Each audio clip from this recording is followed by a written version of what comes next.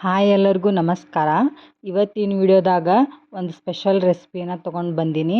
ಅದೇನಂದ್ರೆ ಸಾಬೂದಾನಿಂದ ತಾಲಿಪಟ್ಟನ್ನ ಮಾಡೋದು ಹೆಂಗೆ ಅಂತಂದು ಹೇಳ್ಕೊಡ್ತೀನಂತ. ಅದಕ್ಕೂ ಮುಂಚೆ ಇನ್ನೂ ಯಾರ್ಯಾರು ನನ್ನ ಚಾನಲ್ ಸಬ್ಸ್ಕ್ರೈಬ್ ಆಗಿಲ್ಲ ಅಲ್ಲ, ಜಲ್ದಿ ಹೋಗಿ ಸಬ್ಸ್ಕ್ರೈಬ್ ಆಗ್ರಿ. ಹಂಗೆ ಈ ವಿಡಿಯೋ ಏನಾದರೂ ನಿಮ್ಗೆ ಇಷ್ಟ ಆಗಿದ್ರೆ ಒಂದು ಲೈಕ್ ಕೊಡೋದನ್ನು ಮರಿಬೇಡ್ರಿ. ಮತ್ತು ಸಬ್ಸ್ಕ್ರೈಬ್ ಆದಮೇಲೆ ಬೆಲ್ ಐಕಾನನ್ನು ಕ್ಲಿಕ್ ಮಾಡೋದನ್ನು ಮರಿಬೇಡ್ರಿ. ಮತ್ತು ಹಿಂಗೆ ಇದೇ ಥರ ನನ್ನ ಸಪೋರ್ಟ್ ಮಾಡಿರಿ. ಡೈಲಿ ಇದೇ ಥರದ ಅಡುಗೆ ರೆಸಿಪೀಸ್ನ ಅಪ್ಲೋಡ್ ಮಾಡ್ತಿರ್ತೀನಂತ.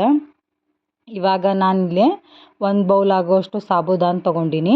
ಅದನ್ನು ಒಂದು 10 ಮಿನಿಟ್ಸ್ ಅಷ್ಟೇ ನೆನೆ ಹಾಕಿದ್ದೆ. ಭಾಳ ಹೊತ್ತು ನೆನೆ ಹಾಕೋದು ಬೇಡ. ಅದನ್ನ ಭಾಳ ಹೊತ್ತು ನೆನೆ ಹಾಕಿದ್ರೆ ಸಾಬೂದಾನ ಎಲ್ಲ ಒಡೆದು ಹೋಗ್ಬಿಡುತ್ತೆ.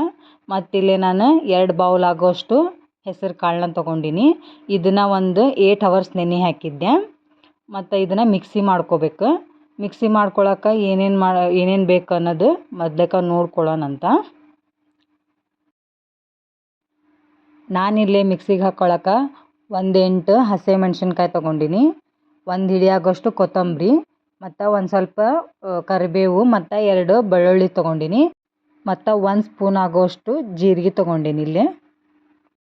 ಈಗ ಇದನ್ನೆಲ್ಲನೂ ಒಂದು ಮಿಕ್ಸರ್ ಜಾರಿಗೆ ಹಾಕ್ಕೊಳಕತ್ತೀನಿ. ಇದನ್ನೆಲ್ಲನೂ ಒಂದು ಮಿಕ್ಸರ್ ಜಾರಿಗೆ ಹಾಕ್ಕೊಂಡಾದ್ಮೇಲೆ ಆಗಲೇ ಸಾಬೂದಾನ ಮಿಕ್ಸ್ ಮಾಡ್ಕೊಂಡಿದ್ನಲ್ಲ, ಅದನ್ನ ಸ್ವಲ್ಪ ಹಾಕ್ಕೊಂಡು ಮಿಕ್ಸಿ ಮಾಡ್ಕೋಬೇಕು. ಇವಾಗ ಸ್ವಲ್ಪ ಸಾಬೂದಾನ ಮಿಕ್ಸ್ನ ಇದಕ್ಕೆ ಹಾಕ್ಕೊಳತ್ತೀನಿ. ಸ್ವಲ್ಪ ಇದನ್ನು ಸ್ವಲ್ಪ ಮಿಕ್ಸ್ ಮಾಡಿಕೊಂಡು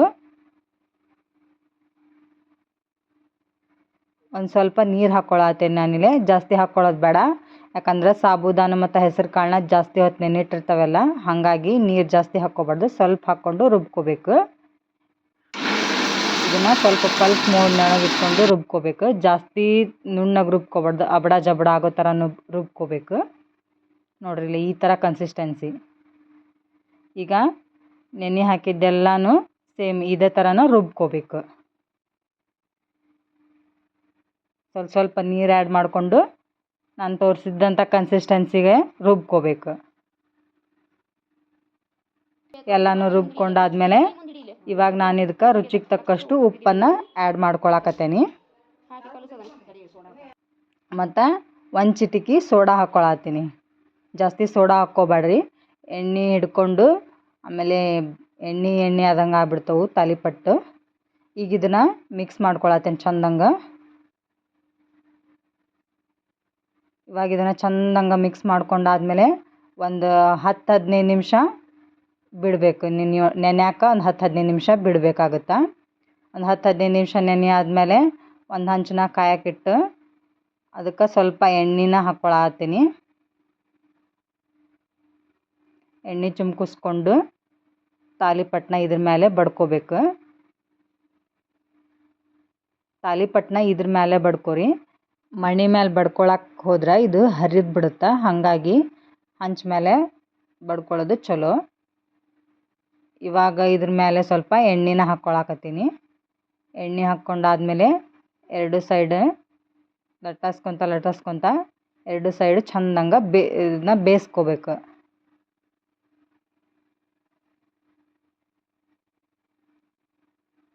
ಇವಾಗ ಒಂದು ಸೈಡ್ ಹಾಕಿರ್ತಾವಲ್ಲ ಅದ್ರ ಮೇಲೂ ಸ್ವಲ್ಪ ಎಣ್ಣೆ ಹಾಕ್ಕೊಂಡು ಇದನ್ನು ಇನ್ನೊಂದು ಸರಿ ಚಂದಂಗೆ ಬೇಯಿಸ್ಕೋಬೇಕು.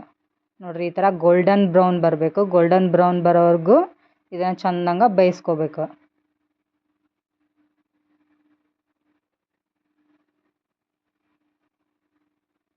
ಉರಿನ ಸಿಮ್ ಒಳಗೆ ಇಟ್ಕೊರಿ, ಇಲ್ಲಾಂದ್ರೆ ಒಳಗಿಂದ ಚಂದಂಗೆ ಬೆಂದಿರಂಗಿಲ್ಲ. ಸಿಮ್ ಒಳಗೆ ಇಟ್ಕೊಂಡು ಬೇಯಿಸಿದ್ರೆ ಚಂದಂಗೆ ಬೇಯ್ತೈತಿ. ಇವಾಗ ಸೇಮ್ ಎಲ್ಲನೂ ಇದೇ ಸೇಮ್ ಪ್ರೊಸೆಸ್ ಒಳಗೆ ತಾಲಿಪಟ್ಟನ್ನ ಮಾಡ್ಕೊತ ಬರಬೇಕು. ಇದು ಭಾಳ ಈಸಿ ಅಂದರೆ ಈಸಿಯಾಗಿ ಮಾಡೋವಂಥ ರೆಸಿಪಿ ಇದು. ಇದನ್ನು ನೀವು ಈವ್ನಿಂಗ್ ಸ್ನ್ಯಾಕ್ಸ್ ಆಗೂ ತಿನ್ಬೋದು, ಇಲ್ಲಾಂದ್ರೆ ಮಾರ್ನಿಂಗ್ ಬ್ರೇಕ್ಫಾಸ್ಟ್ ಆಗೂ ತಿನ್ಬೋದು. ಟೇಸ್ಟಿ ಆ್ಯಂಡ್ ಹೆಲ್ದಿಯಾಗಿಯೂ ಇರುತ್ತೆ ಇದು. ಒಮ್ಮೆ ಆದರೂ ಮಾಡಿಕೊಂಡು ಟ್ರೈ ಮಾಡಿ ಹೆಂಗಿತ್ತು ಅಂತಂದು ಹೇಳ್ರಿ. ಇದ್ರ ಟೇಸ್ಟ್ ಮಾತ್ರ ಅಲ್ಟಿಮೇಟ್ ಆಗಿತ್ತು. ಈ ತಾಲಿಪಟ್ಟನ್ನ ನೀವು ಕೆಂಪು ಚಟ್ನಿ, ಹಸೆಕಾಯಿ ಚಟ್ನಿ ಮತ್ತು ಶೇಂಗಾ ಚಟ್ನಿ ಜೊತೆನೂ ತಿನ್ನಬಹುದು.